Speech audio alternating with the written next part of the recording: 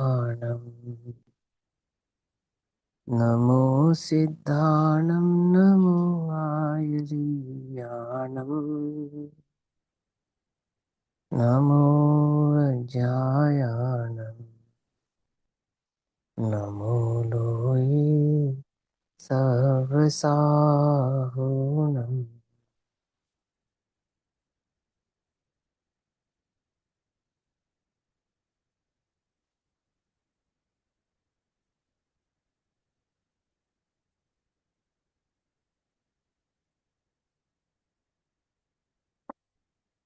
मंगलम भगवान वीरो मंगलम गौतमोगणी मंगलम कुंद कुंदार्त्यो जैन धर्मोस्तु मंगलम। सर्वमंगल्य मांगल्यम सर्वकल्याणिकारकम प्रधानां सर्वधर्माणां जैनं जयतु शासनम्। सर्वव्यापेकचिद्रूप स्वरूपाय परात्मने स्वोपलब्धिप्रसिद्धाय ज्ञानानन्दात्मने नमः।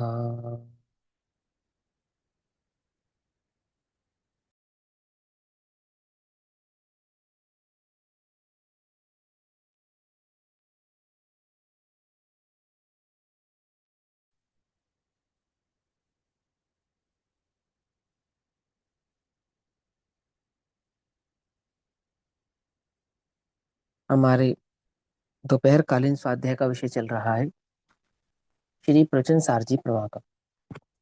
श्री प्रवचन सारजी प्रमागम का स्वाध्याय हम सभी आचार्य अमृत चंद्र देव द्वारा रचित तत्व प्रदीपिका तथा आचार्य जयसेन देव द्वारा रचित तात्पर्य वृत्ति टीका के आधार से कर रहे हैं। भाव चल रहा है ज्ञेय तत्व प्रज्ञापन महाअधिकार के अंतर्गत आने वाला ज्ञान ज्ञेय विभाग अधिकार। इस ज्ञान ज्ञेय विभाग अधिकार के अंदर आचार्य देव हमको भेद ज्ञान की गाथाओं के माध्यम से जीव के परिणाम, जीव की पुद्गल से भिन्नता और जीव की पुद्गल से भिन्नता ना मानने के कारण मोह आदि से होने वाली बंध की जो वृत्तियां हैं उस भाव को समझा रहे हैं। यहाँ प्रकरण चल रहा है पेज नंबर 473, 473, गाथा नंबर 180, 180 नंबर की गाथा, जिसमें ये बतलाते हैं कि परिणामों से जो बंध होता है वह परिणाम विशिष्ट प्रकार का होता है और अविशिष्ट प्रकार का परिणाम कैसा होता है कि शुद्धोपयोग रूप जो परिणाम है वो अविशिष्ट है और मोह राग द्वेष रूप जो परिणाम है सो विशिष्ट है। परिणामों की संभाल करो, है ना। तो परिणामों की संभाल करो अर्थात अविशिष्ट परिणामों की ओर जाना विशिष्ट परिणामों से। ठीक, इन जनरल तो हम यही समझते हैं परिणामों की संभाल का अर्थ कि अशुभ से शुभ करना, पर यह भाव नहीं है ना, आगमार्थ नहीं है। अशुभ से शुभ भाव करना यह परिणामों की संभाल नहीं, अपितु स्वभाव की दृष्टि करना यह परिणामों की संभाल। तो परिणाम का करता हुआ आत्मा है और परिणाम स्वरूप को समझाती हुई गाथा है। यहाँ कहते हैं अब परिणाम का द्रव्य बंध के साधकतम राग से, साधकतम यानी कि उत्तम कारण। अब वो निमित्त नैमित्तिक कारण तो है ना, लेकिन वो साधकतम कारण है। द्रव्य बंध के साधकतम कारण कौन है? द्रव्य बंध का जीव का परिणाम। कौन सा परिणाम? विशिष्ट परिणाम। वह विशिष्ट परिणाम कैसा है कि राग से विशिष्ट तत्व अर्थात सविशेष प्रकट करते हैं, विशेष भाव को प्रकट करते हैं राग के कारण। राग शब्द से अर्थ राग भी लेना, राग शब्द से अर्थ मोह भी लेना, है ना। आगम की परिपाटी में मोह को भी राग कहते हैं और राग को तो राग कहते ही हैं। माने दर्शन मोह और चारित्र मोह दोनों को ही राग कह देते हैं। यह आगम की सामान्य परिपाटी है। ये बात अपने को समझ में आनी चाहिए कि कोई कहे कि राग से बंद होता है, मैंने मोह राग से बंद होता है या नहीं होता, कि राग से बंद होता है तो राग तो 10वें गुण स्थान पर्यंत होता है। पकड़ में ही बात नहीं? पकड़ में तो कौन से राग की बात कर रहे हैं कि वहां रागी मिथ्या दृष्टि होता है ऐसा कहा जाता है, तो वो मोहिनी स्वरूपी राग की बात कर रहे हैं ऐसा। ये बात अपने को समझ में आनी चाहिए कि कहाँ कौन से राग की बात चल रही है। तो वे कहते हैं राग के विशिष्टत्व सविशेष प्रकट करते हैं, अर्थात यह भेद सहित प्रकट करते हैं कि परिणाम, परिणाम माने जीव का उपयोग, उसको परिणाम कह रहे हैं यहाँ पर। द्रव्य बंध के उत्कृष्टता हेतुभूत राग से विशेषता वाला होता है। अर्थात द्रव्य बंध का कारण कौन सा होता है कि वो भावबंध होता है। भावबंध की विशेषता तीन प्रकार की होती है जिससे वह द्रव्य कर्म का आश्रम होता है। क्योंकि द्रव्य कर्म के आश्रम में तीन भेद करते हैं ना, कौन कौन से, मोहिनीय, शुभ और अशुभ, ऐसे तीन भेद होते हैं। तो किसके कारण होते हैं कि वो राग द्वेष और मोह के कारण होते हैं। तो मोह राग द्वेष के कारण शुभ और अशुभ प्रकार के कर्मों का आश्रय किस प्रकार से होता है, वह बात इस गाथा के माध्यम से समझाएंगे। बिल्कुल एक सामान्य ज्ञान की अपेक्षा से आपको ये बात बतलाएंगे। यहाँ कहते हैं परिणामाद बंधु परिणामो राग दोष मोह जुदो असुहो मोह पदोसो सुहो वा असुहो हवदी रागो। परिणामों से बंध मोह अनुराग द्वेष में है परिणाम। क्या कहते हैं, परिणामों से बंध होता है। और वो परिणाम कैसे है कि वह परिणाम मोह अनुराग द्वेष में होते हैं। और ये मोह राग द्वेष में परिणाम कैसे होते हैं कि शुभ अशुभ भाव वाले होते हैं। तो कौन शुभ होता है और कौन अशुभ होता है कि मोह द्वेष में अशुभ और शुभ अशुभ रूप है राग वितान। क्या कहना चाहते हैं, ये कहना चाहते हैं कि मोह और द्वेष तो अशुभ भाव वाले ही होते हैं और जो राग है वो शुभ और अशुभ दो भाव वाला होता है। ऐसा यहाँ गाथा के भाव से समझाना चाहते हैं। ठीक, परिणाम से बंध है। परिणाम राग द्वेष मोह युक्त है, उनमें से मोह और द्वेष अशुभ है, राग शुभ अथवा अशुभ है, ऐसा भाव समझना चाहिए। इस पर आचार्य अमृतचंद्र देव टीका करते हैं और कहते हैं प्रथम तो द्रव्य बंध विशिष्ट परिणामों से होता है। सबसे पहले तो क्या समझ में आना चाहिए कि द्रव्य कर्मों का आत्मा के साथ जो एक क्षेत्र का संबंध होता है जिसको हम क्या कहते हैं, बंध। समझिए बात। एक प्रश्न आया था कि भैया संश्लेष परिणाम और एक क्षेत्रफगाय संबंध में क्या अंतर होता है। ठीक है ना। तो संश्लेष परिणाम और एक क्षेत्रफगाय संबंध का अर्थ क्या है कि देखो, जब दो द्रव्यों की भिन्नता है यह भी बतलाना है और वो दो द्रव्य एक दूसरे के साथ बंध भाव को प्राप्त हैं यह भी बतलाना है। क्या समझाना है कि दो द्रव्य भिन्न भी है और बंध को भी प्राप्त है। जब ये बात समझानी है तो समझाएंगे एक क्षेत्रफगाय संबंध। ठीक। और जब समझाना है जीव के परिणामों का विकार तब समझाएंगे संश्लेष संबंध। पकड़ में ही बात क्या है, दोनों भाव ही एक ही है, अर्थ दोनों का एक है, बस भाव क्या समझना कि जब दो द्रव्यों की भिन्नता भी बतलानी हो और बंध भी बतलाना हो, दोनों एक साथ बतलाना है, तब उसको उसी भाव को एक क्षेत्रफगाय संबंध से समझाएंगे।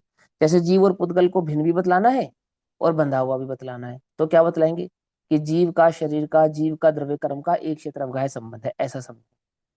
और जब जीव के विकारी परिणाम बंध के कारण है यह बात समझानी है, तब क्या समझाएंगे, तब उसी एक क्षेत्रफगाय संबंध को संश्लेष संबंध से समझाएंगे। तो यहाँ पे जो बात चल रही है वो नहीं, संश्लेष संबंध। भाव कर्म स्पेशली आपने जो जीव का विकारी भाव बताया है, हाँ तो भाव हाँ कर्म हाँ का बताएंगे तो हाँ, हम वो बताएंगे। संश्लेष संबंध, हाँ। जब कि नौकर्म से संबंध बताएंगे तो एक क्षेत्र भाव संबंध। जीव के विकारी भावों के कारण द्रव्य कर्मों का आश्रय होता है, ये समझाना है ना। विकारी परिणाम बंध के कारण है, तब संश्लेष संबंध कह देंगे। लेकिन जब ये बात समझानी है कि दो द्रव्य भिन्न भी हैं और बंधे भी हैं, कारण नहीं बताना क्यों बंधे हैं, लेकिन क्या समझाना है, स्वभाव से भिन्न है और बंधे भी है, तब एक क्षेत्रफगाय संबंध की मुख्यता से उस बात को समझाते हैं। हाँ मोहित भी, अब क्या क्या कहना चाहते हो बताओ। जैसे मतलब जो मैं समझा कि जैसे चार द्रव्य, अन्य चार द्रव्य, उनके साथ हाँ एक क्षेत्र का संबंध तो है लेकिन हाँ, संश्लिष्ट संबंध संश्लेष नहीं है। संबंध नहीं है। हाँ समझ, क्लियर। हाँ बाकी वो हाँ हाँ, ठीक है ना। और बाकी चार द्रव्यों के साथ एक क्षेत्रफगाय संबंध और संश्लेष संबंध की मुख्यता से चर्चा होती नहीं है। वैसे जर्नली जो संश्लेष संबंध और एक क्षेत्रफगाय संबंध की चर्चा होती है वो जीव और पुद्गल की ही होती है। और पुद्गल में अनेक प्रकार की विशिष्टताएं होती हैं कि जैसे पुद्गल में शरीर आदि को नौकर्म कहा जाता है और आठ कर्म आदि को द्रव्य कर्म कहा जाता है। ऐसे भिन्नता होती है ना पुद्गल में कई प्रकार की। तो पुद्गल पूरा संसार भी पुद्गल है, शरीर भी पुद्गल है, आठ कर्म भी पुद्गल है। लेकिन एक उपचरित है, एक अनुपचरित है, एक सद्बुद्ध है, एक असद्बुद्ध है, ऐसे भेद से है। समझ में, बात नहीं समझ में। जैसे जीव और ये कमीज भिन्न है, ऐसे जीव और 8 कर्म ऐसे भिन्न नहीं है। भिन्न तो है, भिन्न तो है, पर कैसे भिन्न नहीं है? ऐसे भिन्न नहीं है जैसे ये शरीर, ये शर्ट।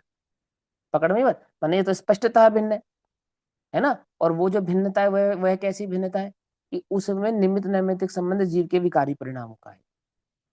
पकड़ में ही बात नहीं? पकड़ में, वो जब न्यायादि भाव समझेंगे तब वहां पे उस बात को डिटेल में समझेंगे।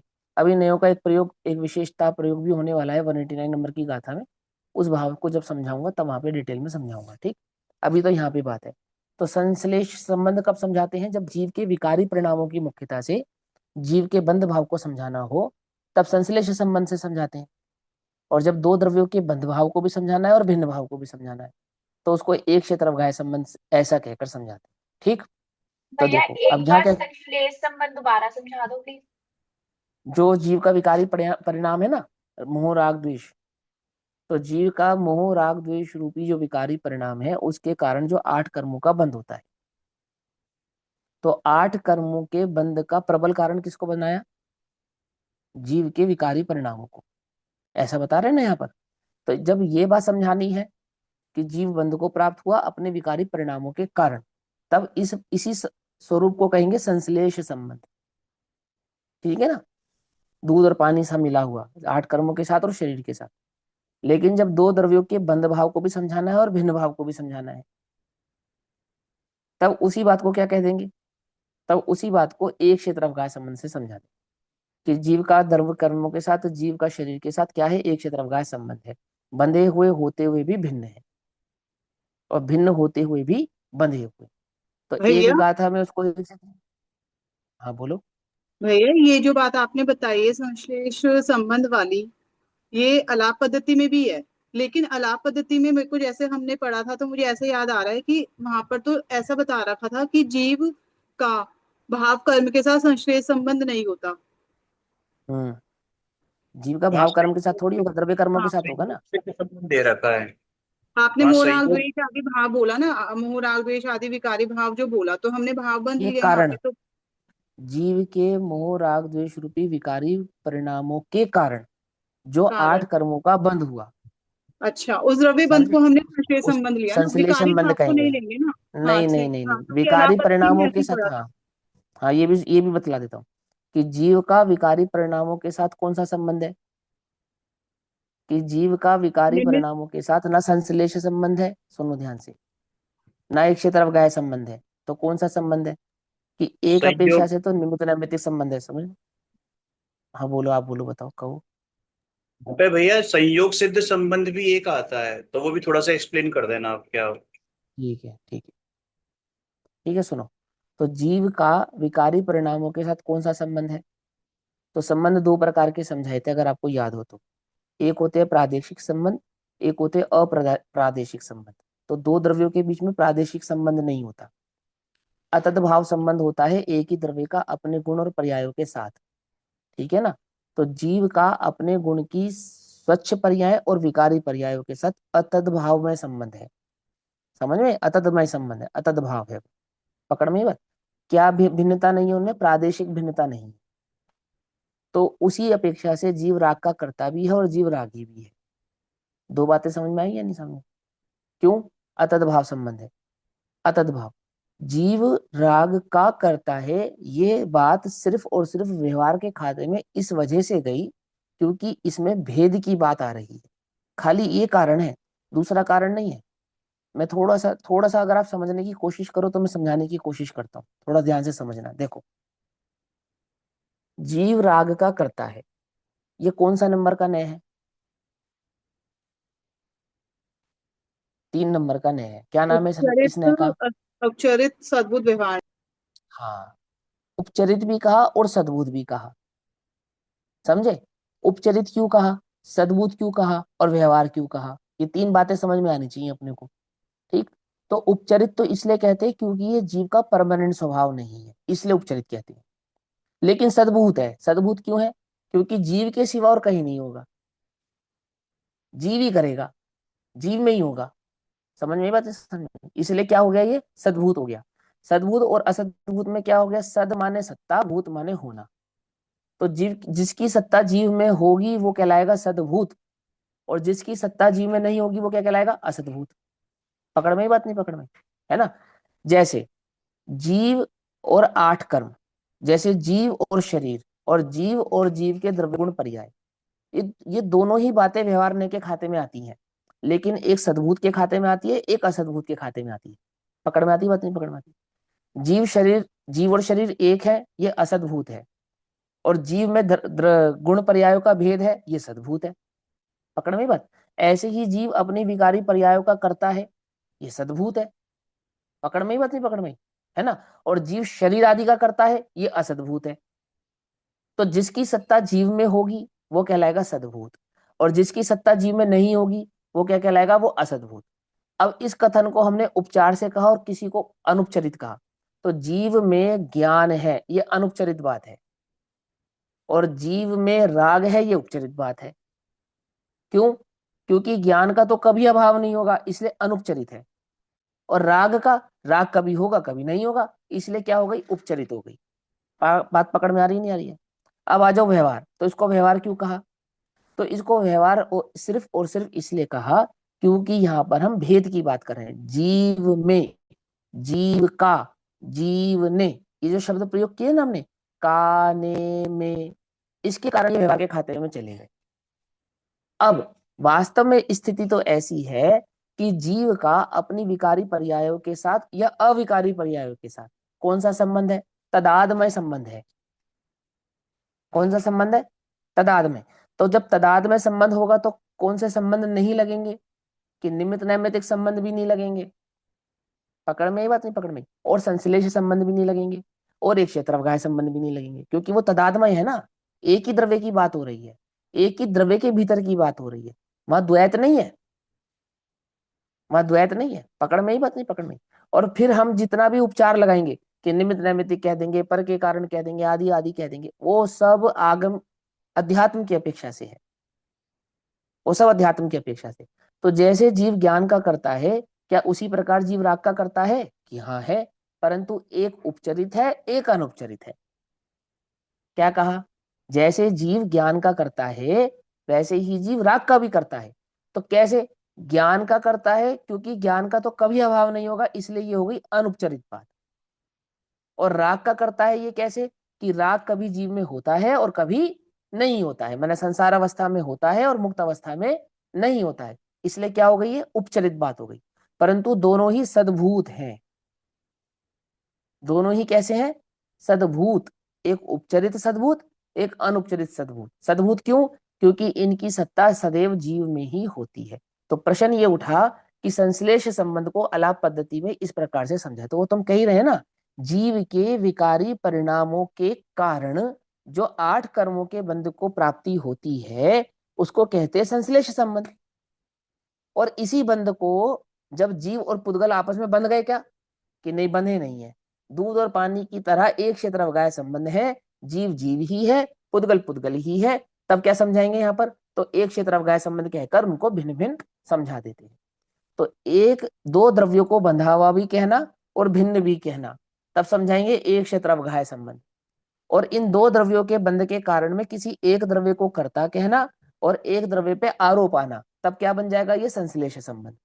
अब ये होता किसके साथ है? कि जीव और पुद्गल के साथ होता है, अन्य द्रव्यों के साथ होता नहीं है। इसलिए जीव और पुद्गल की मुख्यता से ही इस प्रकार के संबंधों की चर्चा होती है। इतनी बात क्लियर क्लियर हो हो गई, गया। बिल्कुल। है ना? अब भैया का क्वेश्चन कौन सा भाव कह रहे थे आप? प्रश्न क्या था मोहित भैया संयोग आपने? से संबंध क्या था? हाँ, संयोग से। संयोग सिद्ध। हाँ, संयोग सिद्ध संबंध। तो संयोग सिद्ध, देखो ये तो नाम से ही बता रहा है संयोग सिद्ध संबंध, कि दो द्रव्यों के योग हुआ और उस योग की सिद्धि को समझाने वाला संयोग सिद्ध संबंध। अब ये संयोग सिद्ध संबंध किस किस पे लागू होता है? कि जीव के साथ द्रव्य कर्म पे भी लागू होता है, नो कर्मों पे भी लागू होता है, विकारी परिणामों पे भी लागू होता है। तो जहां जैसी विवक्षा हो वहां उसके प्रकार से समझ लेना चाहिए। संयोग शब्द नाम किसका है? संयोग कभी नाम स्वभाव का नहीं है। संयोग नाम हमेशा द्वैत को ही सिद्ध करने वाला है। समझ में बात नहीं समझ? संयोग शब्द किसको सिद्ध करने वाला है? द्वैत भाव को सिद्ध करने वाला है, कि एक का दूसरे के साथ संयोग, संयोग, संयोग होना। वह क्या क्या योग माने जुड़ना, संग जुड़ना। तो किसके साथ कौन जुड़ता है? कि एक के साथ, माने एक के साथ अन्य जुड़ता है। पकड़ में बात नहीं, पकड़ में। जीव जीव के साथ जुड़ता है क्या, कि नहीं जुड़ता है। पकड़ में बात नहीं, पकड़ में। क्यों, क्योंकि वो तो एक ही है, अपने द्रव्य गुण पर्याय के साथ वो हमेशा एक ही रहने वाला है। जब हम कहेंगे एक द्रव्य, तो एक द्रव्य की एक यूनिट कैसे गिनाते हैं मालूम? यूनिट गिनाएंगे एक, और गिनाएंगे कैसे, कि असंख्यात प्रदेशी अनंत गुणात्मक एक द्रव्य। तो देखो, असंख्यात प्रदेश भी गिनाए, अनंत गुण भी गिनाए, और द्रव्य कितना कहा, एक।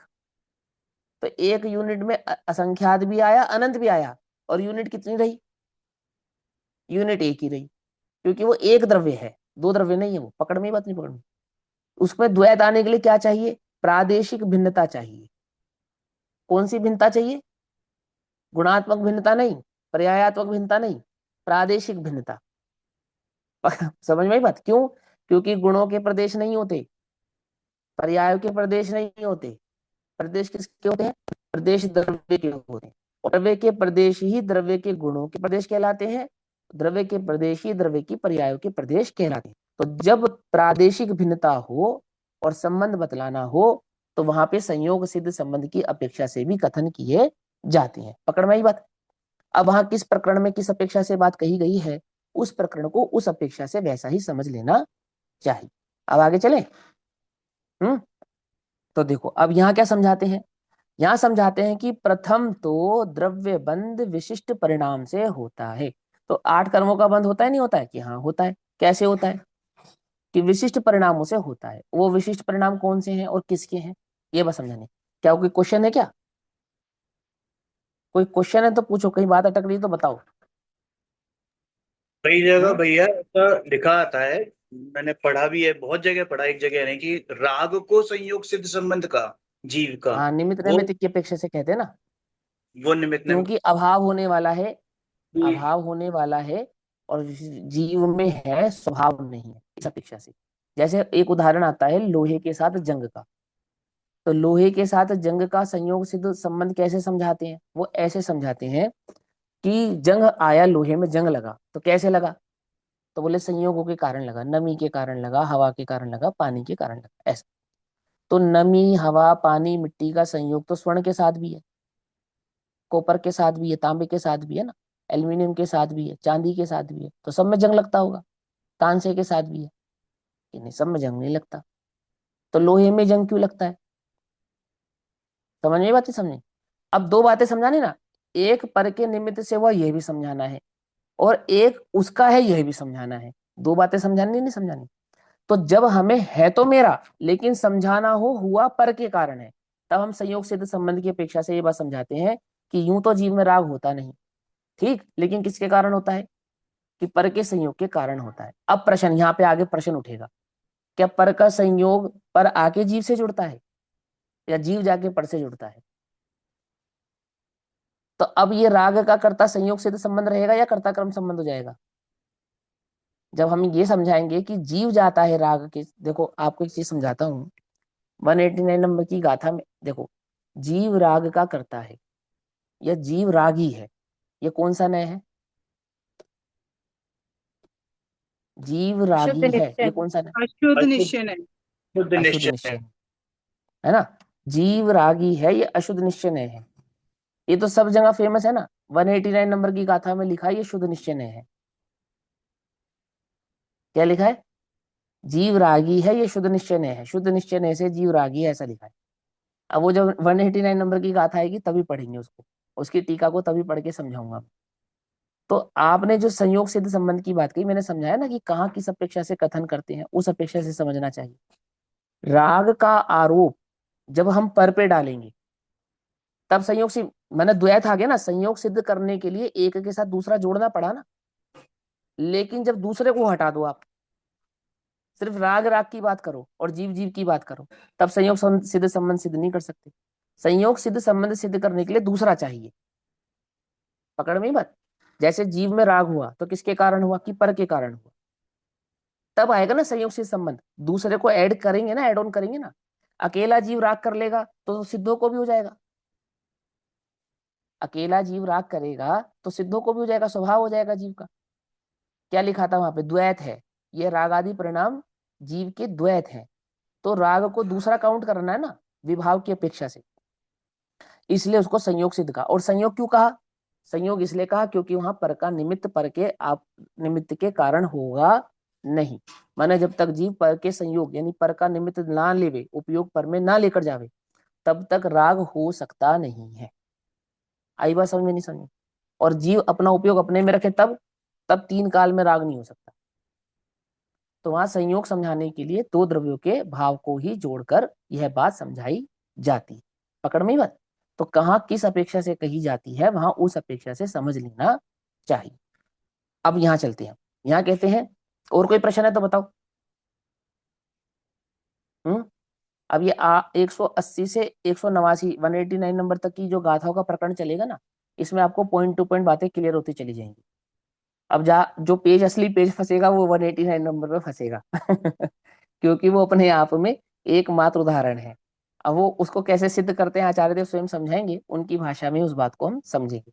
यहाँ क्या कहते हैं? यहाँ कहते हैं परिणाम से बंध है ना। और वह परिणाम कैसा है कि वह परिणाम राग द्वेष मोह युक्त है। अभी सुनो, जीव के मोह राग द्वेष को भी परिणाम कहते हैं और जीव के शुद्धोपयोग को भी परिणाम कहते हैं। एक को विशिष्ट परिणाम कहते हैं, एक को अविशिष्ट परिणाम कहते हैं। ठीक है ना। तो यहाँ पे किसकी बात चल रही है? यहाँ पे विशिष्ट परिणाम की बात चल रही है। तो यहाँ कहते हैं राग द्वेष मोह युक्त है, मोह और द्वेष अशुभ है, राग शुभ अथवा अशुभ होता है। प्रथम तो द्रव्य बंध विशिष्ट परिणाम से होता है। पहली बात तो अपने को ये समझ में आना चाहिए कि विशिष्ट परिणामों से द्रव्य बंध होता है। अब यहाँ पे ये नहीं कहा कि द्रव्य बंध के कारण विशिष्ट परिणाम होते हैं। समझे नहीं समझे? ये जो प्रश्न है ना स्वयं संयोग सिद्ध, ये संयोग सिद्ध को यहां से भी समझो। द्रव्य कर्म के कारण राग द्वेष परिणाम होते हैं, राग द्वेष परिणामों के कारण द्रव्य बंध होता है ना, ये भी समझो। अब होता तो है राग द्वेष परिणामों के कारण द्रव्य बंध, लेकिन जब हमें यह समझाना हो कि द्रव्य बंध के कारण राग द्वेष परिणाम होते हैं, तब हम कहेंगे विशिष्ट वो संयोग सिद्ध संबंध। जब जीव को राग का कर्ता नहीं बतलाना, राग से भिन्न बतलाना है ना, और स्वभाव की दृष्टि करानी है, तब प्रश्न उठेगा राग किसके कारण हुआ? तो बोलेंगे द्रव्य कर्म के उदय के कारण हुआ। और ये बात क्यों कही जाती है? देखो ये क्यों कही जाती है वो भी समझो। 7वें गुण स्थान में, 8वें गुण स्थान में, 9वें गुण स्थान में तो जीव शुद्धोपयोग में है, आत्मा का अनुभव कर रहा है। फिर ऐसा क्या होता है कि वो शुद्धोपयोग से बाहर आ जाता है, उसका गुण स्थान गिर जाता है, वो 5वें गुण स्थान में चला जाता है, चौथे गुण स्थान में चला जाता है, छठे गुण स्थान में चला जाता है। कई बार तो जीव गिर के पहले गुण स्थान में भी चले जाते हैं। समझ में बात? 7वें 8वें 9वें गुण स्थानों से गिर के जीव कहाँ चले जाते हैं? पहले गुण स्थान में भी चले जाते हैं। किसके कारण चले गए? वहां तो जीव शुद्धोपयोग कर रहा था, है कि वो कहेंगे कर्म के उदय के कारण। तो वहां वहां जो उपयोग की अशुद्धता हुई इन सेंस जो उपयोग में रागादि भाव का उदय आया, रागादि भाव का परिणमन हुआ, वह किसके कारण हुआ? तो कर्णान्यु कहेगा कर्म के उदय के कारण हुआ। आई बात समझ में? अध्यात्म क्या कहेगा? अध्यात्म कहेगा तत्समय की योग्यता के कारण हुआ। समझे? पुरुषार्थ क्या कहेगा? पुरुषार्थ की कमी के कारण हुआ। पकड़ में ही बात? नहीं पकड़ में? समझे? एक कार्य को होने में अनेक कारण होते हैं। तो एक बोला पुरुषार्थ की कमी के कारण हुआ, दूसरा बोला तत्समय की योग्यता के कारण हुआ, तीसरा बोला कर्म के उदय के कारण हुआ। कौन झूठा कौन सच्चा? ये तीनों सच्चे हैं आई समझ में बात? नहीं समझ में आई? तीनों सच्चे हैं। अब आपको वहां समझना पड़ेगा ना कि कहाँ कौन सी बात की अपेक्षा से कौन सी बात कही जा रही है। तो राग का कर्ता कहीं कहीं कर्म को भी कहते हैं। कहाँ कहते हैं? जहां जीव पूर्णतः निर्दोष भाव से स्थिर हो और तब वह गिर जावे, तब राग का कर्ता कर्म का उदय कहलाता है। और जब तक जीव ने स्वभाव का निर्णय नहीं किया, तत्वाभ्यास नहीं किया, तब तक कौन है? तब तक राग का कर्ता जीव है। राग का दोष जीव के माथे पे ही आएगा। आई समझ में? नहीं समझ में? एक और बात समझाता हूं। अज्ञानी है तो हमेशा दोष जीव का है, और ज्ञानी है तो हमेशा दोष कर्म के उदय का है। क्या आई समझ में बात कि नहीं समझ में? अगर अज्ञानी है तो किसका किसका दोष है? कि जीव का है। और ज्ञानी है तो हमेशा कर्म के उदय का। ये तो हमारी बड़ी पार्शलिटी है कि भाई ऐसा ही है, बस मार्ग तो ऐसा ही है। क्या समझे? ज्ञानियों का मार्ग तो ऐसा ही है कि ज्ञानियों के पक्ष में, ज्ञानियों के पक्ष में क्यों जाएगा? समझे नहीं समझे? कि ज्ञानी है तो कर्म के उदय की गलती, पर अज्ञानी है तो जीव की गलती। ठीक। अब ऐसा सर्वथा भी नहीं है। प्रवचन सार के सुखाधिकार में ज्ञानियों की गलती बतलाई गई है। ठीक। जैसे इंद्र को, नरेंद्र को, चक्रवर्ती आदि को 5 इंद्रिय के विषय भोगों की जो लालसा है, ग्रद्धता है, उसमें किसकी कमी है कि उसमें जीव की ही कमी है। तो वो ज्ञानी, पर कमी जीव की ही बताई। तो अपेक्षाकृत बातें हैं। अध्यात्म में हमेशा गलती किसकी रहेगी? कर्म के उदय की रहेगी। सिद्धांत में हमेशा गलती किसकी रहेगी? कि सिद्धांत में जहां जीव की होगी वहां जीव की कहेंगे, जहां कर्म की होगी वहां कर्म की कहेंगे। आई समझ में बात? नहीं समझ में? हाँ, ऐसे समझना चाहिए। अब यहां समझाते हैं कि यहाँ कहते हैं प्रथम तो द्रव्यबंध विशिष्ट परिणामों से होता है। अब ये अध्यात्म की अपेक्षा से भी समझना, क्योंकि जीव अज्ञानी है, और सिद्धांत की अपेक्षा से भी। क्यों? क्योंकि जीव ही जाकर पुद्गल में अहम भाव को धारण करता है। ऐसा तो कहते हैं प्रथम तो द्रव्यबंध विशिष्ट परिणाम से होता है। वह विशिष्ट परिणाम कौन से? मोह, राग और द्वेष। और परिणाम की जो विशिष्टता है वह कैसी है? कि वह राग, द्वेष, मोह, मयता के कारण है। परिणामों में विशिष्टता कैसे आती है? कि जीव के परिणामों में जो राग भाव है, जीव के परिणामों में जो द्वेष भाव है, और जीव के परिणामों में जो मोह भाव है, इसी को विशिष्टतया कहते हैं। आई बात समझ में? विशेष परिणाम माने, विशिष्ट परिणाम माने मोह, राग, द्वेष। सुनो, करणान योग में विशिष्ट परिणाम किसको कहते हैं? कि कहीं कहीं पे करण लब्धि के परिणामों को भी विशिष्ट परिणाम कहते हैं। उसकी बात यहाँ नहीं है। कहीं कहीं पे शुद्धोपयोग के परिणामों को भी विशिष्ट परिणाम कहते हैं, जो श्रेणी मांडनी के परिणाम है। उसकी बात यहाँ नहीं है। तो किसकी यहाँ बात है? कि यहाँ तो सामान्यता बस 2 भेद करे परिणामों में, एक मोह राग द्वेष रूप और एक शुद्धोपयोग रूप। तो जो मोह राग द्वेष के परिणाम है वो विशिष्ट परिणाम है, और जो शुद्धोपयोग के परिणाम है सो वह स्वभावता ही अविशिष्ट परिणाम हो गए। ठीक। अब आगे चलते हैं। वह जो मोह राग द्वेष मयता के कारण परिणाम है वे कैसे हैं? कि वह शुभत्व यानी शुभपने और अशुभत्व यानी अशुभपने के कारण द्वैत का अनुसरण करता है। जीव का वह विशिष्ट परिणाम कैसा है? कि शुभपने रूप है और अशुभपने रूप है। ऐसा। तो कौन सा शुभ है और कौन सा अशुभ है? परिणाम तो बताए 3 और भेद करे 2। तो किसको शुभ के खाते में डाले और किसको अशुभ के खाते में डाले? तो कहते हैं कि उसमें से जो मोह है और जो द्वेषमयता है, अर्थात जो मोहमयता है और द्वेषमयता है, वह कैसे है? वह तो अशुभत्व होता है, अर्थात अशुभ पने रूप ही होते हैं। मोह के परिणाम और द्वेष के परिणाम ये हमेशा कैसे होंगे? ये हमेशा अशुभ ही होंगे। शुभ मोह होता है क्या कोई? कि शुभ मोह नहीं होता कोई। इससे क्या सिद्ध होता है? इससे ये सिद्ध होता है कि मिथ्या दृष्टि को शुभ उपयोग नहीं होता है। आई समझ में बात? नहीं समझ में क्या? इस गाथा से क्या सिद्ध होता है? कि मिथ्या दृष्टि को शुभ उपयोग नहीं होता है। क्यों नहीं होता है? क्योंकि जिसको मोह होता है, मोह सदैव अशुभ ही होता है, और मिथ्या दृष्टि सदैव मोह भाव वाला ही है। मोह महामद पियो अनादि भूल आपको भ्रमतवाद।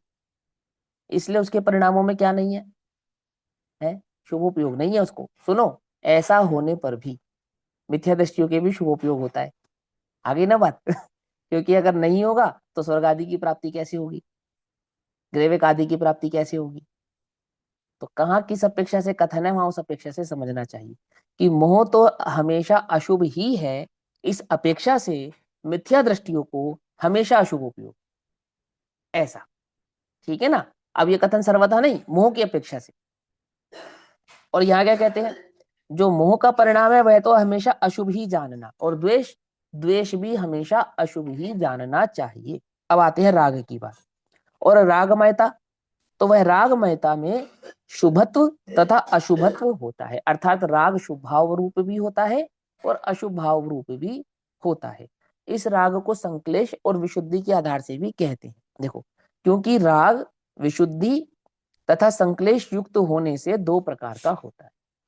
ठीक है ना? राग में क्या क्या भाव होते हैं? एक विशुद्ध राग भी होता है और राग में एक संक्लेशता भी होती है। अब ये भी थोड़ा सा समझा देता हूं। देखो, छठे गुण स्थान से और लगभग 11वें गुण स्थान पर्यंत, लगभग, है ना, लगभग आप समझ गए होंगे, जिनको गुण स्थानों की बातें ज्ञात हैं वो समझ जाएंगे कि मैंने लगभग क्यों कहा। तो छठे गुण स्थान से 11वें गुण स्थान तक अशुभ भाव होता ही नहीं है, शुभ भाव ही होता है। ठीक है ना, समझ में बातें समझ। एक तो ये समझो, तो शुभ भाव तो हमेशा विशुद्धि के परिणाम वाला ही होता है। एक बात कि मात्र शुभ भाव होता है ऐसा नहीं, शुद्धोपयोग भी होता है, लेकिन शुद्धोपयोग के साथ जितना जितना राग होता है वो शुभ राग ही होता है। कहाँ पे? छठे गुण स्थान से लेकर 11वें गुण स्थान पर्यंत। अब आ जाओ पहले से लेकर 5वें गुण स्थान की बातों में। तो चौथे 5वें गुण स्थानों में शुभ और अशुभ दोनों प्रकार के परिणाम होते हैं, संक्लेश भी होते हैं और विशुद्ध भी होते हैं, यथा योग्य जान लेने चाहिए। अब आ जाओ पहले से तीसरे गुण स्थानों में, कि पहले से तीसरे गुण स्थानों में मोह की अपेक्षा से तो अशुभ परिणाम ही होते हैं, ठीक है ना, लेकिन उन अशुभ परिणामों में तीव्रता और मंदता होती है। क्या कहा? अशुभ परिणामों में तीव्रता और मंदता होती है, और अशुभ की उस तीव्रता मंदता को ही विशुद्धि और संक्लेश यानी शुभ और अशुभ ऐसा उपचार से कहते हैं। देखो सुनो, सम्यक दृष्टि को जो स्वर्ग होता है वो तो होता है शुभोपयोग के कारण। अब ये बात मुझ कहाँ लिखी है, मेरे को मैं सिद्ध करके बता सकता हूँ, ऐसे शब्द टू शब्द नहीं लिखी, आपको समझाने के लिए बतला रहा हूँ। सम्यक दृष्टि को स्वर्ग होता है किसके कारण? शुभ राग के कारण, है ना। मिथ्या दृष्टि को स्वर्ग किसके कारण होता है? कि मोह की मंदता के कारण। क्या कहा? मिथ्या दृष्टि को स्वर्ग होता है मोह की मंदता के कारण, सम्यक दृष्टि को स्वर्ग आदि होते हैं वो शुभ भाव के कारण। अब मिथ्या दृष्टि के मंद मोह को उपचार से शुभ भाव ऐसा कहते हैं, होता नहीं है। अब ये बात पचे तो समझ में आए। अब आप कहोगे कैसी बात कर रहे हो, देखो करणान योग में ये लिखा है उसको शुभोपयोग होता है, वहां पे शुभ भाव का फल बतलाया है, ग्रेवेक आदि की प्राप्ति शुभ भाव का फल बतलाया है, ऐसा बतलाया है। तो यहाँ मैं एक बात सिर्फ इतनी कहना चाहूंगा कि पूज्य गुरुदेव श्री ऐसा उत्तर देते थे कि खबर छे, बद्दू खबर छे, है कि हमें पता है क्या लिखा है, किस तरीके से लिखा है। उसके बाद भी हम ये बात कह रहे हैं, पूरे होशो हवास में ही कह रहे हैं, क्योंकि वो विवक्षा हम भली प्रकार से जानते और समझते हैं। आई समझ में बात? नहीं समझ में? क्या कहते हैं कि जिसके मोह है, मोह हमेशा अशुभ ही होता है। द्वेष तो अशुभ सारी दुनिया मानती है, मोह को कहाँ अशुभ मानती है? एक तो ये लगता है ना कि मोह में शुभ भी होता है और अशुभ भी होता है। मोह तो सदैव अशुभ ही होता है, द्वेष तो अशुभ होता ही है। और राग, कि राग शुभ भी होता है और अशुभ भी होता है। क्यों? क्योंकि राग ज्ञानियों की दशा में भी पाया जाता है। छठे गुण स्थान से लेकर और 11वें गुण स्थान पर्यंत की अवस्थाओं में वर्तने वाला, रहने वाला सहवर्ती जो संजुलन कषाय का मंद उदय है, वो क्या है? वो शुभ राग है, अशुभ राग नहीं है वो। आती बात समझ में नहीं थी? और जब मुनिराजों को अशुभ राग होता है तब क्या होता है? तब छठा गुण स्थान नहीं रहता, गुण स्थान नीचे गिर जाता है। आई बात समझ में? अब इसका प्रयोग कहाँ कहाँ हुआ है, मैं एक उदाहरण के तौर पर समझाता हूँ। जैसे यदि आप तत्वार्थ सूत्र पढ़ेंगे तो तत्वार्थ सूत्र में छठे गुण स्थान तक 6 उलेशिया मानी गई है, लेकिन जब आप भाव दीपिका पढ़ेंगे तो वहां छठे गुण स्थान में सिर्फ 3 लेशिया मानी गई हैं, पीत पद्म शुक्ल, कृष्ण नील कापोत मानी ही नहीं गई। आई बात समझ में? अब उस तत्वार्थ सूत्र तो सिद्धांत ग्रंथ है और भाव दीपिका तो पंडित जी ने लिखा है, कासली वालदीप चंद जी ने, है कि भाई विवक्षा को समझना पड़ेगा। बस विवक्षा समझ में आएगी तो बात समझ में आएगी। छठे गुण स्थान में 3 लेशियाओं के स्पर्धक तो होते हैं, लेकिन उदय रूप नहीं होते, क्योंकि छठे गुण स्थान में कृष्ण नील कापोत लेशिया का जैसे ही उदय होगा वैसे ही वो गुण स्थान नीचे गिर जाएगा, छठा नहीं रहेगा। आई बात समझ में नहीं? छठे गुण स्थान में उदय रूप तो मात्र 3 लेशिया के परिणाम ही होते हैं, और वो है होते हैं पीत पद्म और शुक्ल। इस अपेक्षा से वहां ये बात कही गई है। तो दोनों विवक्षा समझ में ही नहीं, ऐसी ये विवक्षा यहाँ पर अपने को समझ में आनी चाहिए। हाँ, तो अब मोहित भैया कुछ हो प्रश्न गया। पूछने वाले थे। हाँ बोलो। 11वें गुण स्थान से जब मुनिराज गिरते हैं तो वो शुभ राग की वजह से गिरते हैं फिर? 11वें से नहीं गिरते, 11वें से 11वें गिरते, से गिरते हैं ना? 8, 9वें से 9, 11वें में जाते हैं तो 9वें 11वें से से गिरते 11वें हैं में वो, जाएंगे। हाँ हाँ हाँ ठीक है, हाँ तो 11वें गिरते से, हैं हाँ ना? ठीक है। तो फिर हाँ उसमें हाँ शुभ राग की वजह से ही गिरेंगे। हाँ, राग उदय के कारण, शुभ राग के कारण ही गिरते हैं। मैंने देखो कर्म उदय के कारण गिरते हैं, तत्समय की योग्यता के कारण गिरते हैं। अब प्रश्न ये है कि कौन सा उदय माने, शुभ माने या अशुभ माने, ये प्रश्न है। तो दोनों विवक्षाएं हैं। एक, गिरने की अपेक्षा से तो अशुभ ही है, क्योंकि गिर रहे हैं। पकड़ में ही बात, नहीं पकड़ में? लेकिन चूंकि मुनिराजों के अशुभ नहीं होता, इसलिए वह शुभ का ही उदय है। ये दो बातें समझ में आ गई, भैया नहीं आ गई? वहां पर ऐसा नहीं होता आयुष्य और कालस्य ऐसे गिरते, ऐसा कुछ नहीं होता? वो मृत्यु के कारण भी गिरते हैं, कदाचित तत्समय की योग्यता के कारण भी गिरते हैं, बहुत सारे कारण है ना। हमेशा मरण के कारण ही गिरेंगे ऐसा नियम नहीं है, उसके कारण भी गिरते हैं ऐसा। जैसे जैसे उपशम श्रेणी और छपक श्रेणी है, तो उपशम श्रेणी मांडी किसी मुनिराज ने, तो क्योंकि उनका 11वें गुण स्थान में मरण होना इसलिए मांडी है, ऐसा तो नहीं है ना। अब जो उपशम श्रेणी मांडेंगे वो तो नियम से 11वें में ही जाएंगे, पक्की बात है। उनको तो 10वां 12वां होना ही नहीं ना, वो तो नियम की बात है, तो 11वें में जाना है, क्योंकि गिरने का गुण स्थान और उपशम श्रेणी है। तो उपशम श्रेणी मांडी और नीचे गिर गए, तो किसके कारण गिर गए, क्या कारण बनाए वहां पर? तो मूल कारण तो है तत्समय की योग्यता। नीचे से देखेंगे तो पुरुषार्थ की कमी, क्यों? क्योंकि उन्होंने छपकना मांड के उपशम मांडी है। गिरने की अपेक्षा से देखेंगे तो तत्समय की योग्यता, और उदय की अपेक्षा से देखेंगे तो संजुलन कषाय का तीव्र उदय।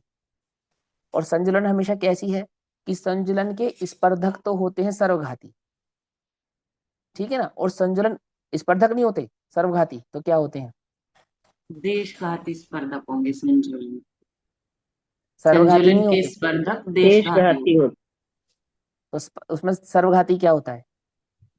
संजुलन सर्वघाती नहीं होती, वो तो होती देशघाती है, देशघाती बाकी प्रकृति है तीन ना, संजुलन जो सर्वघाती है। है देशघाती प्रकृति है। तो देशघाती देशघाती, प्रकृति है ना वो तो।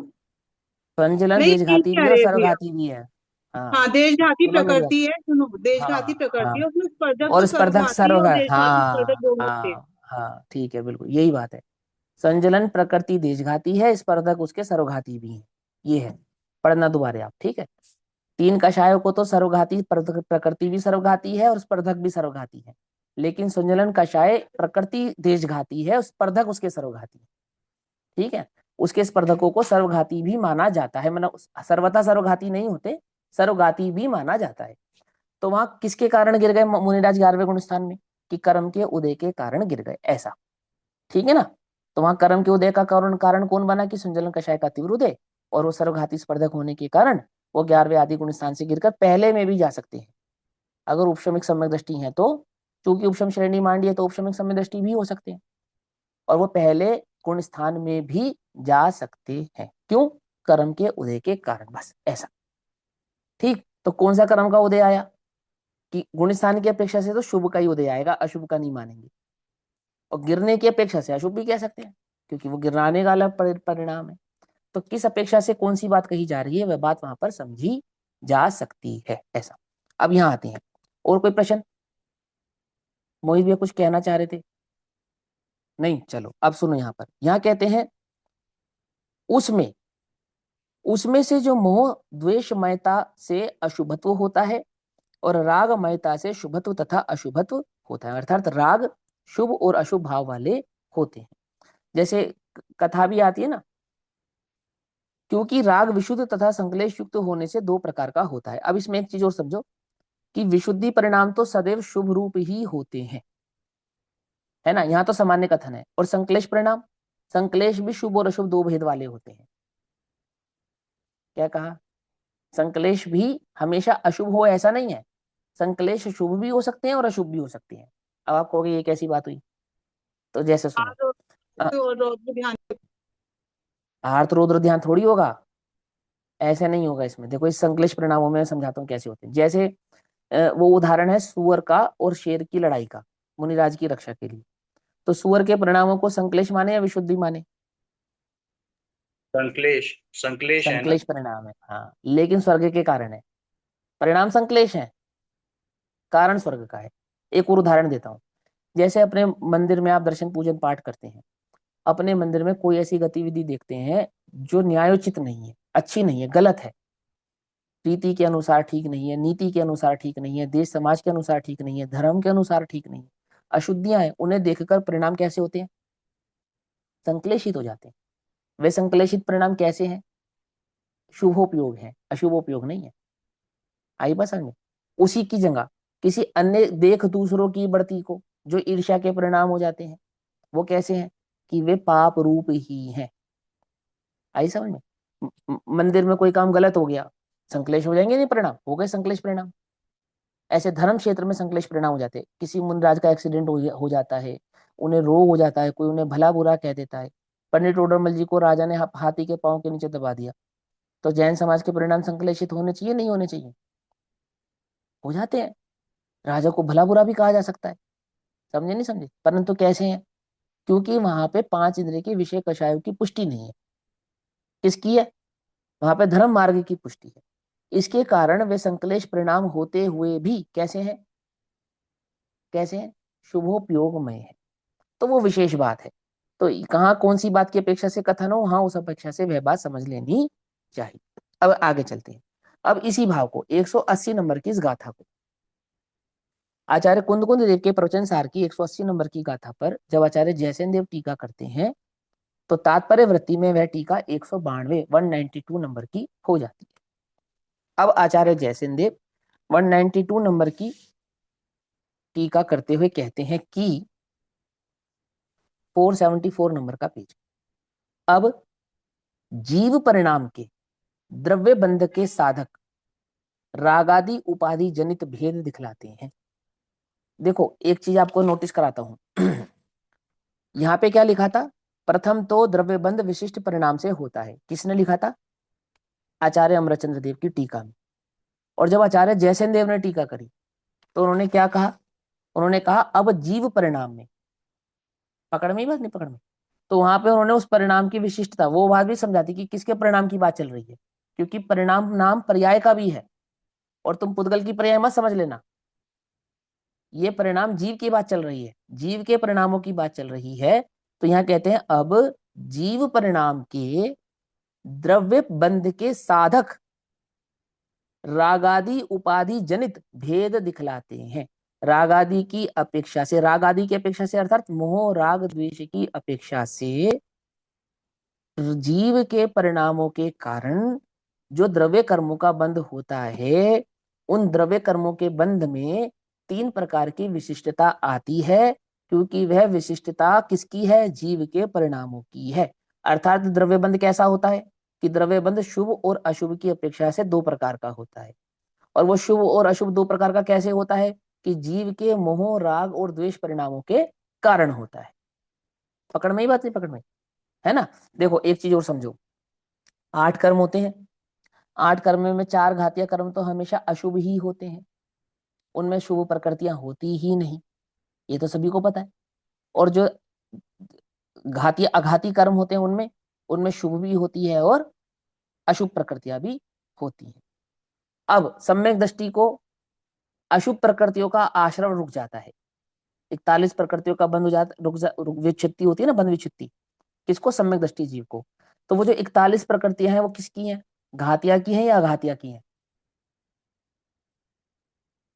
हैं? दोनों की। अघातिया की होती हैं सारी। हाँ अघाती की होती है सारी, दोनों की नहीं होती। लेकिन कारण कौन है? कारण है मोहिनी, दर्शन मोहिनी का अभाव। पकड़ में ही बात नहीं पकड़ में? क्या कहा? 41 की 41 प्रकृतियां अशुभ प्रकृतियां होती हैं अघाती कर्म की, हाँ जी हाँ जी, लेकिन कारण। उनके रुकने, हाँ, और रुकने का कारण कौन है? वहां दर्शन मोह का अभाव। कुछ बात समझ में आती नहीं आती? तो यहाँ ये समझाते हैं कि वो मोहिनी इसलिए हमेशा क्या हो गया? अशुभ ही होगा, क्योंकि मोहिनी के सद्भाव में अशुभ प्रकृतियों का आश्रय होता है और मोहिनी के असद्भाव में अशुभ प्रकृतियों का आश्रय रुकता है, शुभ प्रकृतियों का नहीं रुकता। इसलिए मोह को किसके खाते में डाला? हमेशा अशुभ के खाते में ही डाला। कारण समझ में आया? तर्क समझ में आया? क्या समझाया? नहीं समझ में आया? कि दर्शन मोहि में मोहिनी जो कर्म है, दर्शन मोहिनी जो कर्म है, उसके सद्भाव रूप 41 प्रकृतियों का आश्रय रुकता नहीं है। लेकिन जब सम्यक दृष्टि जीव होता है तो सम्यक दृष्टि किसको कहते हैं? जिसके दर्शन मोहिनी कर्म की उपशमना या अभाव हो गया है, उसको सम्यक दृष्टि कहते हैं ना। तो जो सम्यक दृष्टि जीव को 41 प्रकृतियों का क्या रुक जाता है? बंध विच्छुत्ति हो जाती है, बंद होना ठहर जाता है, रुक जाता है। वो 41 प्रकृतियां कौन सी होती है, शुभ या अशुभ? कि मात्र और मात्र अशुभ प्रकृतियां ही होती हैं, शुभ प्रकृतियां नहीं होती। तो क्या सिद्ध हुआ इससे? कि इससे ये सिद्ध हुआ कि दर्शन मोह सदैव क्या कहलाएगा? सदैव अशुभ भाव ही कहलाएगा। और राग द्वेष वो चारित्र मोहिनी के खाते में, उसमें शुभ भी होता है और अशुभ भी होता है, उसमें दोनों माने गए। आई समझ में बात या नहीं समझ में? है कि किसी भी सम्यक दृष्टि को क्या बंद नहीं होगा, नरक का आश्रम कभी नहीं होगा, भले ही युद्ध होता रहे। कैसा युद्ध? कि कितने करोड़ नाती और हाथी और 1.25 लाख आदि आदि सब मारे जाए सम्यक दृष्टि के निमित्त से, पर नरक नहीं जाएगा, स्त्री नहीं बनेगा, नपुंसक नहीं बनेगा, कुभोग भूमियों में नहीं जाएगा, निचली जाति का देव नहीं बनेगा, और कितने कितनी प्रकृतियों का उसको बंद नहीं होगा, नीच संस्थान वाला नहीं होगा, उच्च गोत्रीय ही होगा, स्वर्ग आदि में ही जाएगा, भोग भूमि आदि में भी जाएगा तो उत्तम भोग भूमि आदियों में ही जाएगा। माने कितनी कितनी कितनी सारी बातें उसके साथ है। और हिंसा, हिंसा हो सकती है उसके निमित्त से, ऐसी हो जैसे मिथ्या दृष्टि के निमित्त से हो रही। कुछ समझ में आ रही है बात, नहीं समझ आ रही है? तो इससे क्या सिद्ध होता है? कि मोह हमेशा अशुभ ही होता है, ये सिद्ध होता है। भैया अभी आपने बोला हाँ, कि द्वेष में शुभ और अशुभ दोनों आते, तो आपने जो ये सुअर द्वेष में वाला नहीं, एग्जाम्पल। संकलेश में दीदी, द्वेष में नहीं, संकलेश में। ठीक है, द्वेष, संकलेश में। ठीक हाँ है ठीक है संकलेश ठीक में। है। ओके। हाँ, राग को दो बातें कहा कि राग में शुभ और अशुभ दो भेद होते हैं, और वो शुभ और अशुभ कैसे होते हैं? कि विशुद्ध और संकलेश भाव वाले होते हैं। तो मैंने ये मोह और कहा, द्वेष तो अशुभ भाव है ना, और राग में हाँ, शुभ राग और अशुभ राग दोनों आ अशुभ राग जाएंगे। दोनों बातें, हाँ। तो संकलेश परिणामों को अशुभ राग कहा जाता है, लेकिन संकलेश परिणाम सर्वथा अशुभ राग ही हो ऐसा नहीं है ना। उसमें शुभ भाव भी कई बार होता है और कई बार अशुभ भाव भी होता है, और साधारणतः संकलेश परिणामों को अशुभ भाव ही कहा जाता है। ठीक है, क्लियर है ना? चलें आगे, चलो। अब यहाँ क्या कहते हैं, नहीं समझ में आए तो पूछना। वैसे तो इतना मुश्किल नहीं है जो मैंने अभी समझाया है आपको। आप एक बार और रिकॉर्डिंग सुनेंगे ना, आपको चुटकियों में बात समझ में आ जाएगी। आप सब पढ़े लिखे हो, सब जानते हो, बस आपको युति बैठानी आनी चाहिए कि किस युति से कौन सी बात कही जा रही है, तो आपको तुरंत समझ में आ जाएगा, है ना। तो देखो यहाँ कहते हैं, अब जीव परिणाम के द्रव्य बंध के साधक रागादि उपाधि जनित भेद दिखलाते हैं। परिणाम से बंध होता है, और वह परिणाम किस विशेषता वाला है? जिस परिणाम से बंध होता है उस परिणाम की विशेषता क्या है? क्योंकि परिणाम नाम तो शुद्धोपयोग का भी है और वह बंध का कारण नहीं है। ठीक है ना। तो क्या कहते हैं कि वीतरागी परमात्मा से भिन्न पने। कौन सा परिणाम? जो वीतरागियों का परिणाम है ना, उसकी बात नहीं कर रहे हम, अपितु उससे जो भिन्न परिणाम है। तो उससे भिन्न परिणाम कौन सा है? कि उससे भिन्न पने के कारण परिणाम राग द्वेष मोह तीनों की उपाधि से सहित है। अगर परिणाम वीतरागी नहीं है तो कैसा है? कि या तो मोह रूप होगा, या राग रूप होगा, या द्वेष रूप होगा। ऐसा मोह तथा द्वेष अशुभ रूप है। जो मोह परिणाम है और जो द्वेष परिणाम है वह कैसे हैं? वे हमेशा अशुभ भाव वाले ही होते हैं।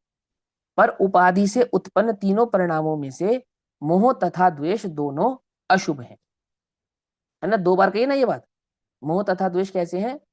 वे दोनों अशुभ है। लेकिन एक बात समझा दी इस बात, पर की उपाधि से उत्पन्न, तो यानी पर के निमित्त से उत्पन्न। सुनो फिर समझो, निमित्त से उत्पन्न, कर्ता कर्म संबंध नहीं। निमित्त नैमित्तिक संबंध को कर्ता कर्म संबंध मानना मिथ्यात है या नहीं है? बोलो। ये तो कॉमन कॉमन सी बात है ना। संबंध हो निमित्त नैमित्तिक और हम मान ले कर्ता कर्म, तो ये मिथ्यात होगा या नहीं होगा? जीव का पुद्गल के साथ निमित्त नैमित्तिक संबंध है, मिथ्या दृष्टि ने क्या मान रखा है? कर्ता कर्म संबंध माना हुआ है, सीधी सी बात। और निमित्त नैमित्तिक जान ले, कर्ता कर्म की बुद्धि तोड़ दे तो निमित्त नैमित्तिक तो सम्यक दृष्टि भी मानता है। आई बात समझ में? नहीं समझ में? तो ये तो सम्यक और मिथ्यात की बात है कि यदि तुम पुद्गल को सर्वथा, मैंने राग का कर्ता सर्वथा पुद्गल को कहो, तो ये तो शुद्ध मिथ्यात है।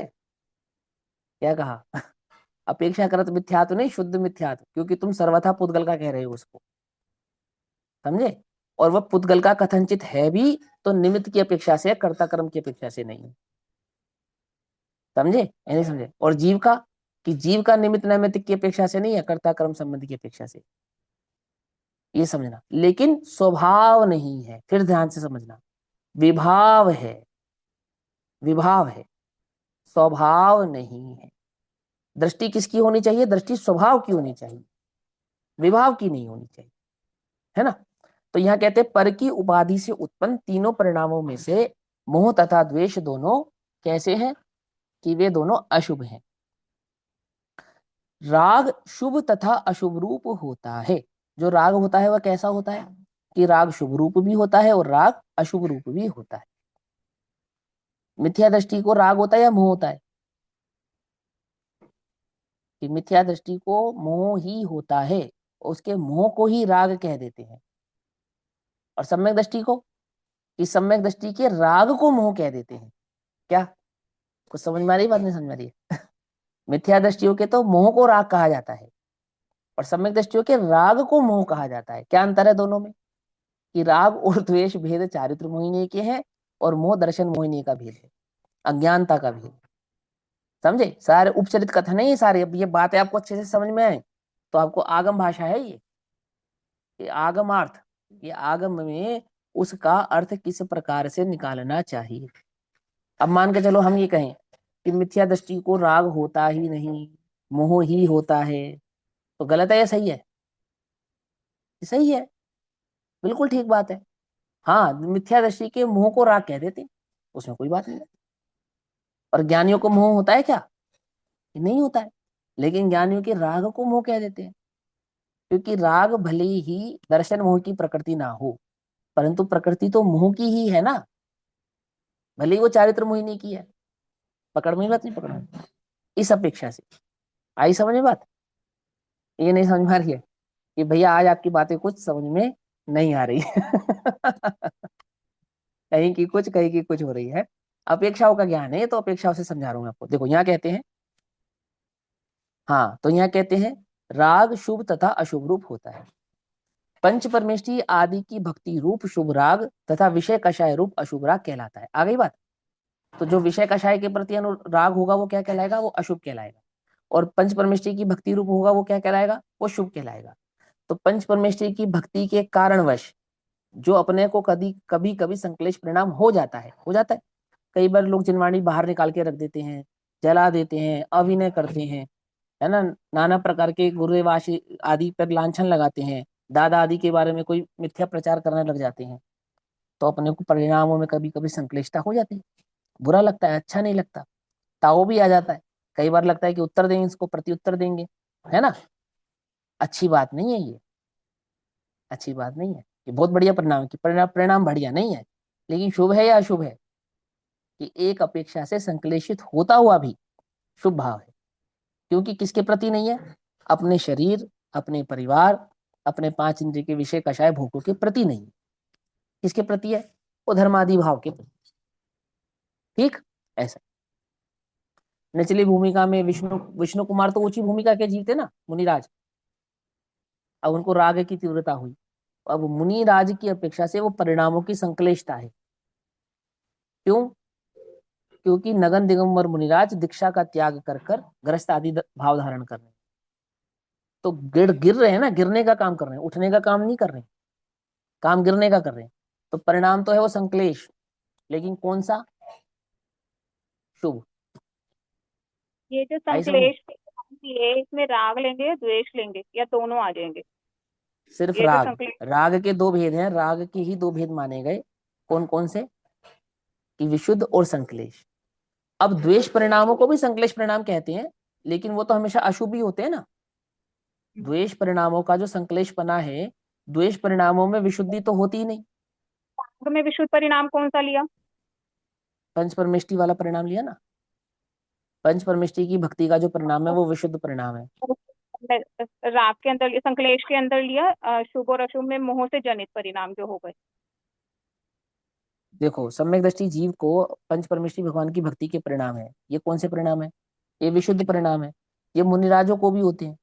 और सुनो, आत्मा और के गुण भेदों का चिंतन, वो भी विशुद्ध मिथ्या परिणाम है। वो भी विशुद्ध परिणाम। हाँ, आत्मा के मोह, आत्मा के गुण भेदों का चिंतन है ना, वो भी विशुद्ध परिणाम है। समझ में आई बात? नहीं समझ में? ऐसा। और वो जो संक्लेश परिणामों की बात चल रही है, राग का जो संक्लेश है वो सर्वथा द्वेष माने अशुभ ही है, ऐसा नहीं है। मैं ये कहना चाहता हूँ कि वो अशुभ भी है और शुभ भी है, अपेक्षाकृत बात है। अशुभ परिणाम तो उसी को जानना, किसको जानना, जो 5 इंद्रिय के विषय कषायों की पुष्टि का परिणाम है, वो सर्वथा अशुभ है, चाहे वो राग रूप है चाहे फिर वो द्वेष रूप है।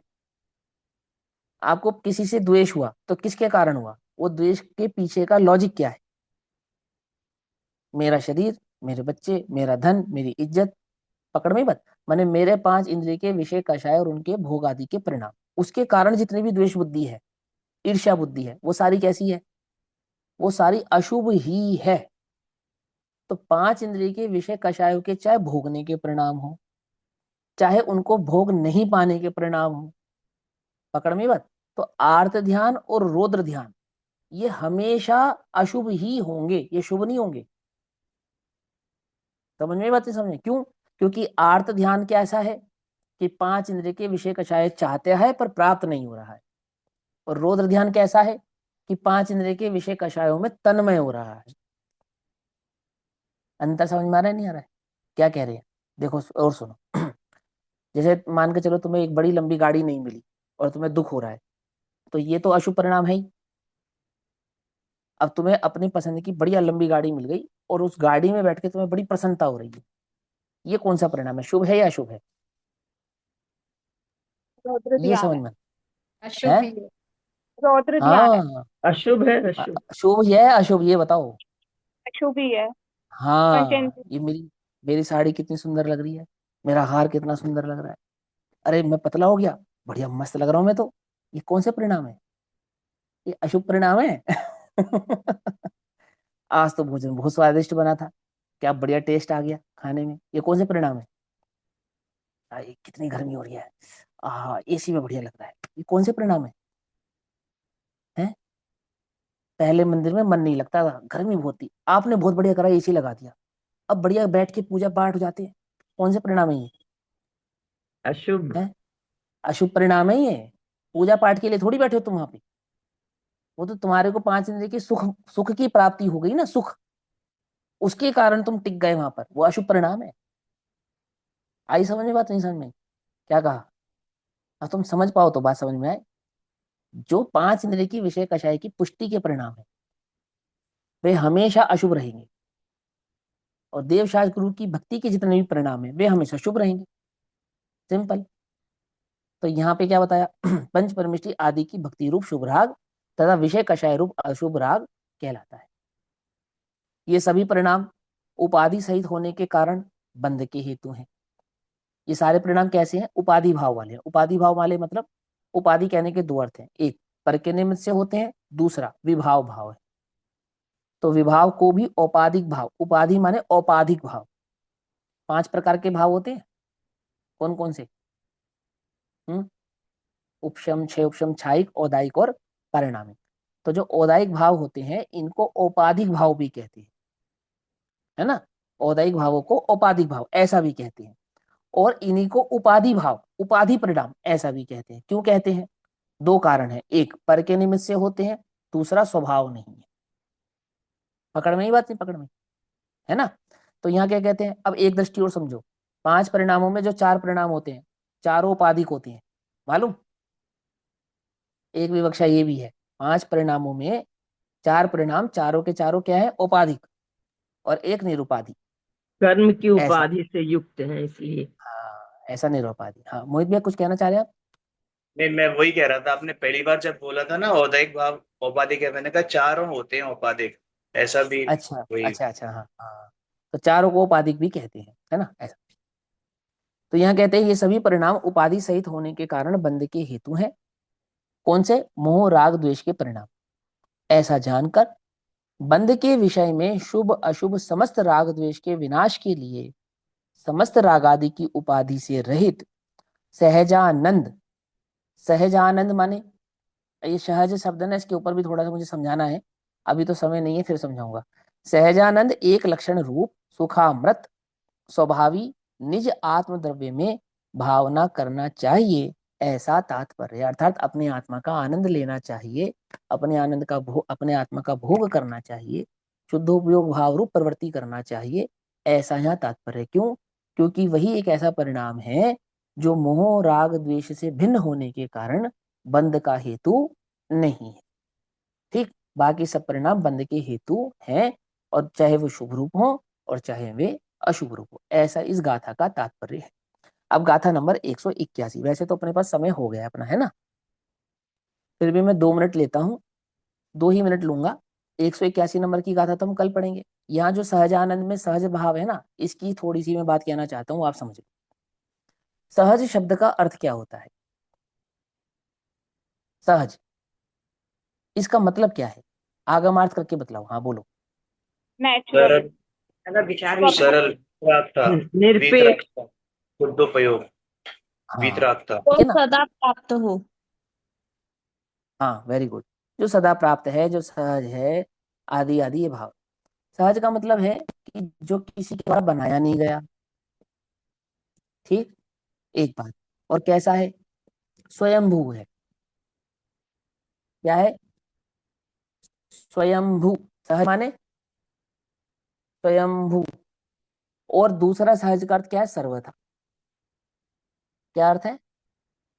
सर्वथा। जैसे फॉर एग्जाम्पल, अग्नि सहज ही गर्म है, तो सहज का एक अर्थ होता है स्वभाव।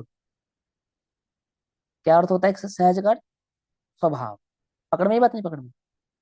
सहज का एक अर्थ होता है स्वभाव, एक अर्थ होता है स्वयंभू, अर्थात किसी के द्वारा बनाया गया नहीं है, शाश्वत।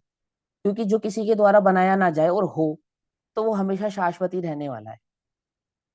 समझ में बात? जो किसी के द्वारा बनाया जाए, होना, वो तो अभाव को प्राप्त होगा नियम से। क्योंकि जिसको जिसको बनाया जा सकता है उसको मिटाया जा सकता है, लेकिन जिसको बनाया नहीं जा सकता उसको मिटाया भी नहीं जा सकता। तो सहज शब्द का अर्थ क्या क्या बना? स्वयंभू बना, सर्वथा बना, और क्या बनाया? स्वभाव। क्या बनाया? शाश्वत हाँ, स्वभाव। स्वभाव। सहज माने स्वभाव। ठीक। अब जीव का जो स्वभाव है वो क्या है? ज्ञान। ज्ञान आदि गुण, आनंद आदि गुण, ये जीव के क्या है? ये जीव के स्वभाव है। अब इस स्वभाव को 2 प्रकार से समझाते हैं, एक द्रव्यार्थिक न्याय की अपेक्षा से, एक पर्यायार्थिक न्याय की अपेक्षा से।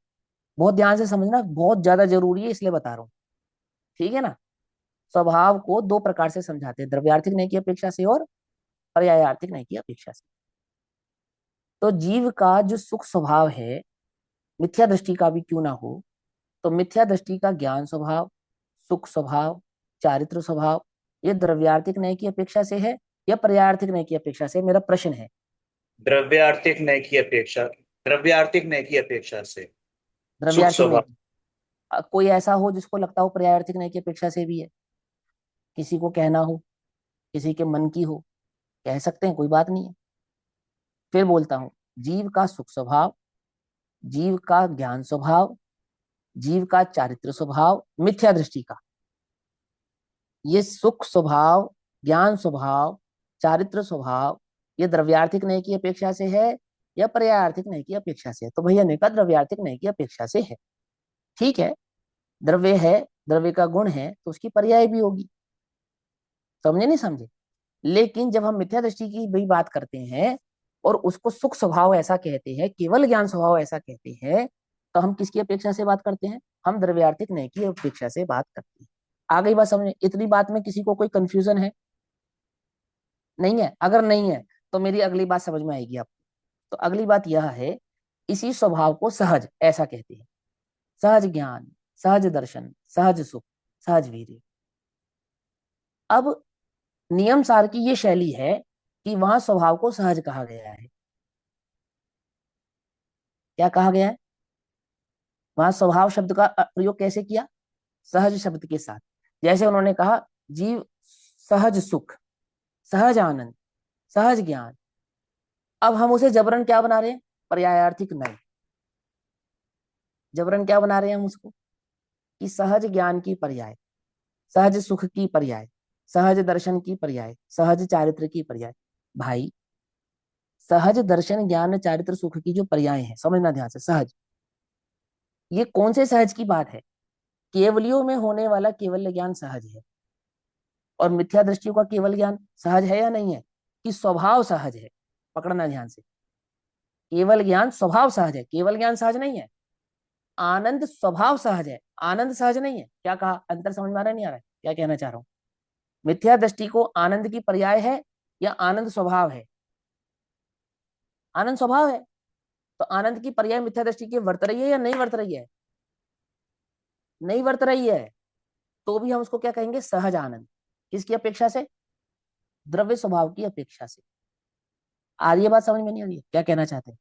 तो नियम सार में जो ये प्रयोग किया गया, सहज आनंद, सहज ज्ञान, सहज सुख, सहज वीर्य, इसका कहने का तात्पर्य ये बिल्कुल भी नहीं है कि वहां कोई सहज ज्ञान आनंद आदि की पर्याय परिवर्तित हो रही हैं और मिथ्या दृष्टि की एक पर्याय तो अपने को ही जान रही है और एक पर्याय पर को जान रही है, ऐसा अर्थ नहीं है वहां। देखो यहाँ क्या प्रयोग किया, सहज आनंद एक लक्षण रूप सुखामृत, स्वभावी निज आत्म द्रव्य में। आत्म द्रव्य का स्वभाव कैसा है कि आत्म द्रव्य का स्वभाव है सहज आनंद एक लक्षण सुखामृत। ये क्या है, ये निज आत्म भगवान का स्वभाव है। अब इसकी भावना करना चाहिए, अर्थात इसका अनुभव करना चाहिए। किसका अनुभव करना चाहिए? अपने सुख स्वभाव का, अपने ज्ञान स्वभाव का, अपने आनंद स्वभाव का, अपने आनंद दर्शन सुख वीर्य आदि चारित्र आदि भाव स्वभाव का क्या करना चाहिए? भोग करना चाहिए, अनुभव करना चाहिए। ऐसा करने से क्या होता है? ऐसा करने से बंध नहीं होता है। किसका बंध नहीं होता है? दुख का, संसार का, 4 गति 84 लाख योनियों का बंध नहीं होता है। ऐसा स्वरूप यहाँ समझना चाहिए। बाकी चर्चा हम कल करेंगे। तब तक के लिए सभी को जय जिनेन्द्र। ओम नमः सिद्धेभ्यः। भैया वो जो नियम सार जी में अभी आप बता रहे हैं वो भी द्रव्यार्थिक न्याय का विषय है ना, वो स्वभाव भी। हाँ हाँ, द्रव्यार्थिक न्याय का विषय वही तो कह रहे हैं, लेकिन हम उसको जबरन पर्यार्थिक न्याय का विषय बनाते हैं ना बना देते कि हैं। जीव में एक ज्ञान, सहज ज्ञान की पर्याय चल रही है। अच्छा ठीक है, वो सहज ज्ञान की पर्याय क्या कर रही है कि सहज ज्ञान तो अपने को ही जान रहा है और एक असहज ज्ञान है वो जो पर को जान रहा है, ऐसा? अरे जीव की जो मति श्रुत आदि ज्ञान की पर्याय है वर्तमान, चाहे सम्यक रूप है चाहे मिथ्या रूप है, वो सब सहज ही है, लेकिन उन पर्यायों की बात वहां पे नहीं है। समझे? तो किसकी बात है? स्वभाव की बात है वहां। हम क्या कहते हैं, हम ये कहते हैं कि एक ज्ञान है जो पर को जान रहा है और उसी समय एक ज्ञान है जो स्व को जान रहा है, वो सिर्फ स्व को ही अनुभव कर रहा है, स्व में विलसित हो रहा है। अरे भाई ऐसी दो पर्याय नहीं चल रही है, समझ लो ध्यान से। एक मेरा स्वभाव है, वो द्रव्य स्वभाव है ना, और एक मेरा स्वभाव है वो पर्याय स्वभाव है। तो एक बार में एक पर्याय होती है, एक बार में एक पर्याय होती है। जैसे ज्ञान गुण है तो ज्ञान नामक एक गुण है, तो ज्ञान नामक एक गुण की एक समय में एक पर्याय होगी, दो पर्याय नहीं होंगी। समझ नहीं बात, नहीं समझ? हम वहां दो पर्याय सिद्ध करें कि एक पर्याय तो शुद्ध है और एक पर्याय अशुद्ध है, एक ही समय में ज्ञान गुण की दो पर्याय कैसे सिद्ध करोगे बतलाओ जरा? आगम के कौन से परिप्रेक्ष्य से सिद्ध करोगे आप? बोलो। अब सिद्ध करना भी चाहो ना तो कर सकते हो, लेकिन तुम्हें न्याय आदि का ज्ञान होगा तो कर पाओगे। जब तुम्हें न्याय ही नहीं पता होगा, तुम 3 काल में सिद्ध नहीं कर सकते, क्योंकि गुण भेद है और भेद को भी पर्याय कहते हैं, तो वहां द्रव्य को भी पर्याय कह दिया जाता है। इस अपेक्षा से एक सहज पर्याय भी है और एक विभाव पर्याय भी है, ऐसा भी सिद्ध किया जा सकता है। अब ये बात समझ में आई नहीं समझ में आई? नहीं समझ में आई है? कितने सारे नए और सिद्धांत लगाए के सिद्ध करेंगे तब बात समझ में आएगी, लेकिन वहां ऐसा नहीं है। तो वहां कैसा अर्थ है कि वहां द्रव्य स्वभाव को सहज कह रहे हैं, ठीक है ना, और वो अपने जो सहज द्रव्य स्वभाव को नहीं जानता है उसको पर समय कह रहे हैं। तो वहां नियम सार में ये बात समझ में आनी चाहिए कि पर्याय का अर्थ हमेशा पर्याय नहीं है। ये बात समझ में आनी चाहिए तो तुम्हें नियम सार समझ में आएगा, नहीं तो नियम सार जी समझ में आएंगे नहीं। समझे? ऐसा चलो। ओम नमः सिद्धेभ्यः।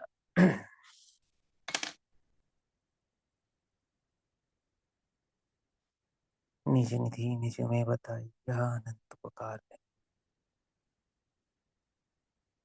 उसके लिए जिनवाणी माँ को वंदना शुभार। नमो रियंता नमो सिद्धांत।